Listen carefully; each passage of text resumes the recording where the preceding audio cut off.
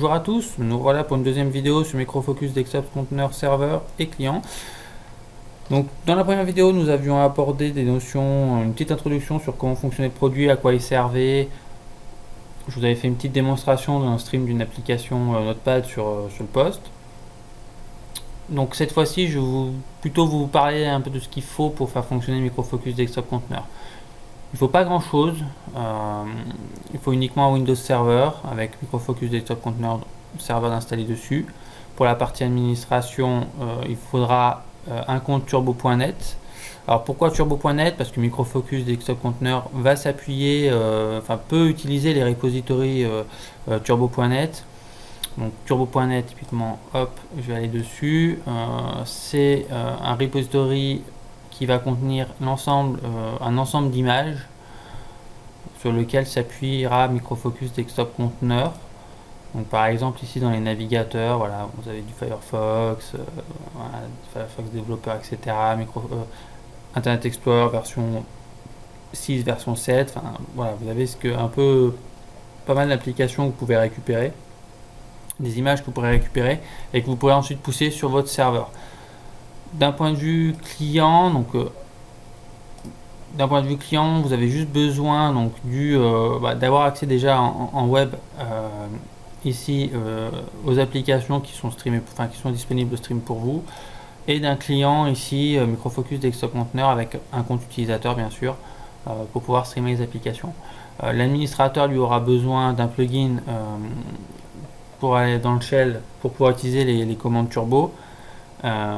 Et d'un accès admin au serveur comme ici pour pouvoir gérer les applications. Également d'un compte turbo.net qui est gratuit pour récupérer les images. Voilà. Donc il ne faut pas grand chose, ça prend pas énormément de temps à récupérer et à créer. Voilà. Donc c'est pour ça que c'est aussi très intéressant comme produit parce qu'avec peu de ressources, vous pouvez créer votre store d'applications assez facilement et pouvoir commencer déjà à streamer des applications. Voilà, donc ça c'était un peu pour vous présenter les prérequis qu'il vous faudra pour pouvoir utiliser Micro Focus Desktop Conteneur. Voilà, donc je vais pas poursuivre plus. Si je vais peut-être vous parler d'un point de vue aussi administration, vous avez ici un logiciel, donc la partie graphique, parce qu'on peut à la fois utiliser en ligne de commande et à la fois utiliser avec la partie graphique pour créer les conteneurs et les images. Bon, nous personnellement je l'utiliserai pas parce que je le trouve pas spécialement pratique.